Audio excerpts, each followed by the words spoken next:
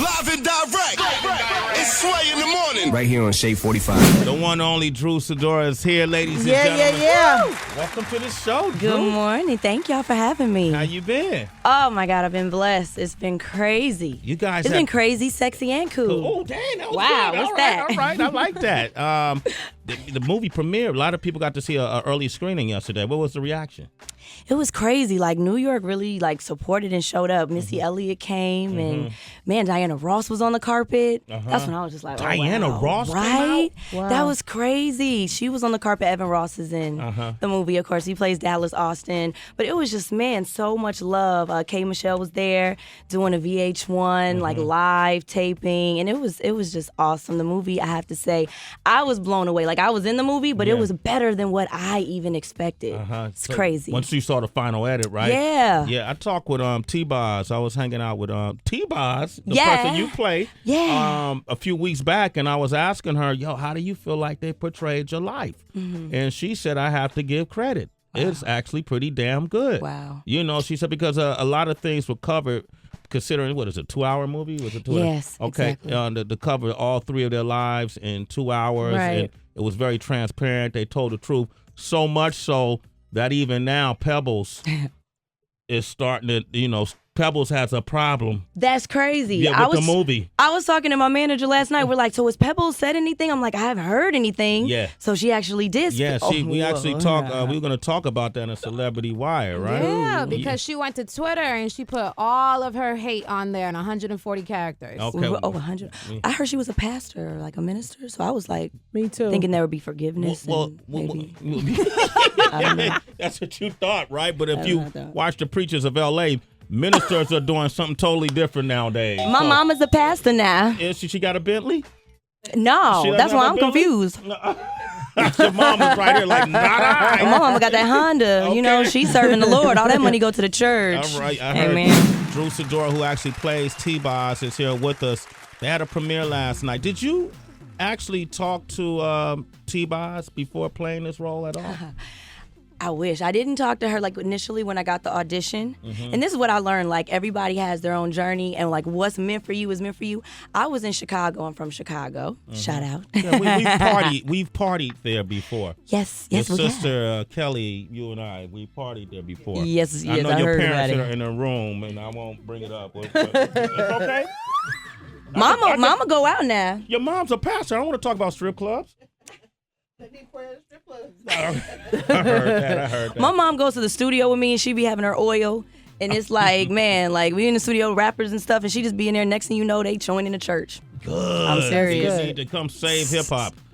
Literally. Okay, but So yeah, I was in Chicago, and I got the audition from my agent and my manager, and my mom put me on tape. I was like, I gotta take this opportunity. My mom taped me in the bathroom. I put the white sheet up, and that's how we did it. She read the lines. I put it in iMovie and sent it. That's how much I wanted it. Wow. And then the director, Charles Stone, Skyped me for my callback. I was like, thank you, technology, yes. Yeah. So that helped me get the role. And I actually went to LA for the test, the VH1 test, and tested with Little Mama. And when I saw her, I was like, ooh, you got this. Yeah. You look just like her. Yeah. And she just embodied her spirit. And so that was the first time I actually met T-Boz and Chili at the test, and they just was looking at us, not giving us any indication that they liked us. We didn't know if we had it, but I did research. I Googled a lot, trying to find connections, and I found out that we're both Taurus women. We're both from the Midwest. And then, her struggle with sickle cell, and I've actually been the spokesperson for Sickle Cell Disease Association of Illinois for 8 years. Yeah. So that was really important to me. I think we wanted to definitely let people know about sickle cell as it affects our, African American, yeah. yes. And, we need to raise money for research and hopefully find treatment and a cure would be, ideal. So I think it's great that we're able to bring this to the forefront too. Heather, you like Drew, huh? I could tell the way you look I at do like Drew, and I think that you've made some interesting choices in your career. Just really smart things to do. A lot of times I think so many African American females talk about the lack of work in Hollywood for black women, but you've made some smart choices, and I think this one in particular, doing a biopic, will help catapult you into do some other things. I just think it's good. You're making good choices. And I think the coincidence of having so much in common with T-Boz, Yes. I think that definitely helped too. Have you ever dated a blood?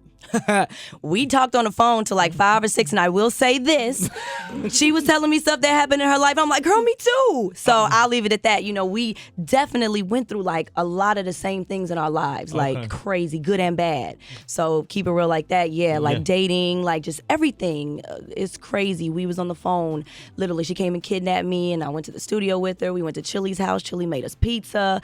Like, that's my girl. I really like feel like we connected on a lot of like levels, spiritually, you know, emotionally, even physically. We sit the same. Like, we're just, I was a tomboy growing up, so I was like, yes, that's great. So she awesome. Dated a blood. You know, Mac 10 was a blood. Oh, gosh. I didn't say that. Oh, I thought you said you dated a blood. In other words. All right. No comment. No crib walking in this room. 24 minutes into the hours. Tracy G, what you got? We got Drew Sidora joining us for the Celebrity Wire. Yeah. She's playing on T-Boz in the TLC biopic, Crazy, Sexy, Cool, of Monday, 8 p.m. I had a lot of people from VH1 tell me make sure you cross-promote that. So I'm doing it. All right, what you got, Tracy G? Which is perfect because TLC is actually at the top of the news. We know, just like you said, Sway, they're having their biopic on Monday. Now, recently, they did an interview. They were talking about their star, about how L.A. Reid and Pebbles signed them when they were 19 years old and how they got played, they got done dirty and whatnot with their crooked contracts and all of their money was taken away. But they put their focus on Pebbles. Basically, that they were saying that from their perspective, she was very greedy. Mm-hmm. They remembered how they sold over 10 million records, but only ended up with $15,000 a piece. Damn. How they had to buy the name TLC back from Pebbles for $1 million per letter. T-Boz, she says that Pebbles knew she had sickle cell anemia. And you'll see this in the movie. She says that Pebbles, there was an award show the next day, and Pebbles said, well, I don't care if we got to roll her out in a wheelchair. She going to do this performance tomorrow. Wow. So I'm taking that Pebbles wasn't consulted in this movie at all, huh? Did you ever see Pebbles on the set, Drew? I saw it in the form of Rochelle Aites because she brought that. She was Pebbles. She researched, and man, we did not like her after she brought that role. Nobody talked to Pebbles. You know, this is their truth. Yeah. This is their story. This is the way they saw it from their perspective. So they were telling their story. I think it's fair that, you know, Pebbles get a voice in all this. And you know what? She put her voice on Twitter. She said, I'm not here to promote something I put on the map and yet have been disrespected by because of more reasons than one. Lawyers on deck. Oh, shut up. I don't feel sorry for her. I mean, seriously, someone has a disease at 19 and you're saying, I don't care what happens, you go out there. So I wonder how she would feel now with children. Would she make her child go out there? How would she react to a manager saying that to her child? Shut up. Shut up. Okay. All right. Drew says shut up. Oh, no, I'm sorry. Have the beat says shut up, Pebbles. I don't want to get Drew in trouble. That's why I said shut up, Drew. It's okay. You don't have to be in my rant. Shut up, Pebbles. This is my thing. You know, it's like in life, we make mistakes. I think she should just, you know, step up and say, you know what, that's what it was. And thank God, because now we got artists that have become more business-minded, that have labels. So, like, if that wouldn't have happened, like, I feel like we wouldn't have, like, Lil Wayne and, like, all, like Diddy and all them, like, knowing, like, we got to be more business-minded. So I don't really look at it as a bad thing. I think she should step up and, like, own it. She was part of history, man. Like, and what, isn't she a preacher or something? I thought she went, you know, the whole Holy Roller route. You know, Twitter? Really? She's on Twitter? She was a shrewd businesswoman. She did everything. That was common practice in the music business at that. It happened in Vogue before it happened at TLC. True. Yep. You know, it was a shrewd Gotta watch out for the sharks. Yeah, you know, and you also got to have the right people around you giving you advice so you don't sign these dumb contracts. Absolutely. Perhaps. All right, what else you got? All right, so moving on to Chief Keef. This is someone a lot of people should consider a Chicago gremlin, and folks will criticize his music, but they also criticize the amount of times he's been to jail. So far, he's been 4 times, and now today he announced on his Instagram that he is going back behind bars. Now, he did not give a reason, but the rumor is that he failed a drug test, so this will be the 5th time that he's going to be putting on that orange suit. What is he, like 18? 19? And then how many 5 times in the past year some people like being behind bars, Evan. Some people do everything in their power to stay incarcerated. Is he a ward of the state? I mean, like, where's his parents? Seriously, like, what happened to him? Like, his grandmother, in families, somebody steps up. Like where are his people? Well, Where his mother is often there. You'll see her on YouTube. You see her in videotapes, the whole nine. She supports him. And the crazy part is he's a parent himself too. Yeah. That's wild. he has kids? Yeah. Oh gosh. Drew, you know what, Drew? Coming for me. Well, you know, Drew, you're from Chicago. Yes, I am. Yeah, so is he, Chief Keef. Have you guys ever met? No, I've never met him. Never met him. Obviously, you know, being from Chicago, I definitely am aware of him and what he does. And he, you know, Chicago's a very tough place. It's very rough.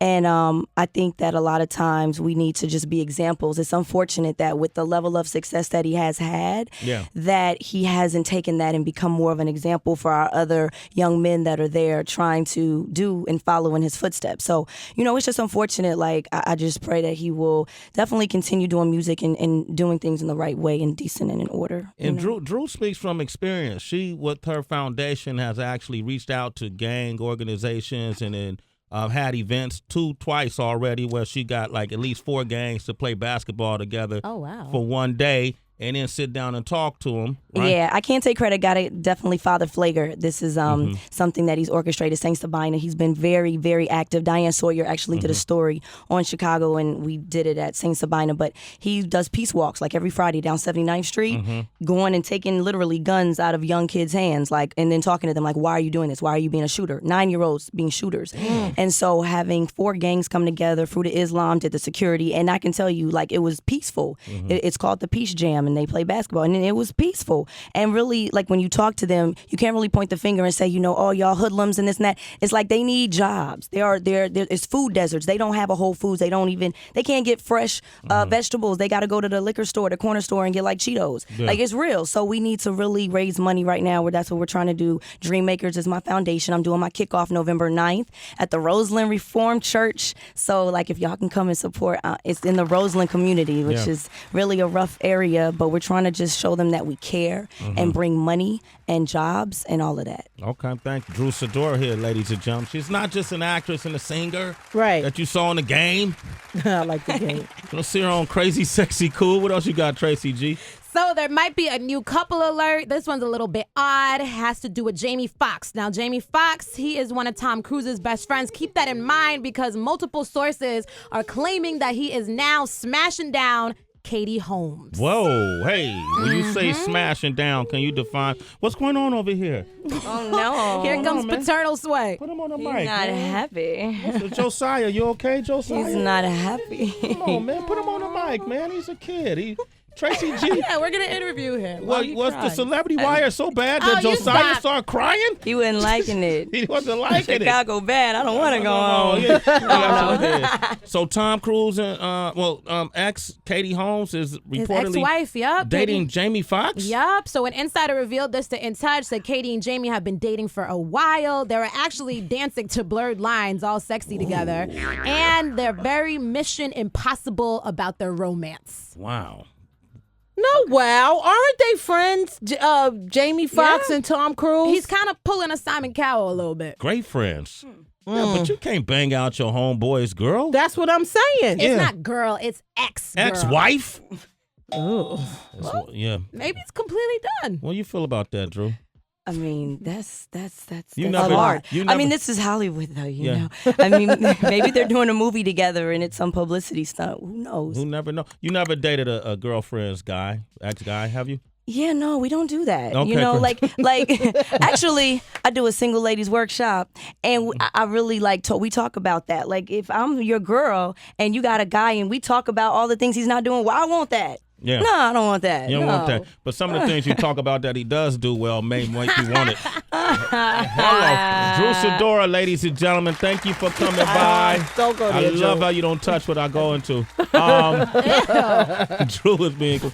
I got to be clean, too. Her parents is here. She brought her parents and her son, so make sure we can't go too left. That's good. That's good. All right, what do you have coming up other than the movie? Oh, my God. It's so funny. Like, I wasn't working before. Now I've got so much opportunity. I'm reading scripts. I'm starting a movie in Dallas right after the premiere. So it's a blessing. Like, I'm just taking it all in, and just the world is just a free open space. I'm really just praying for more success and more opportunities.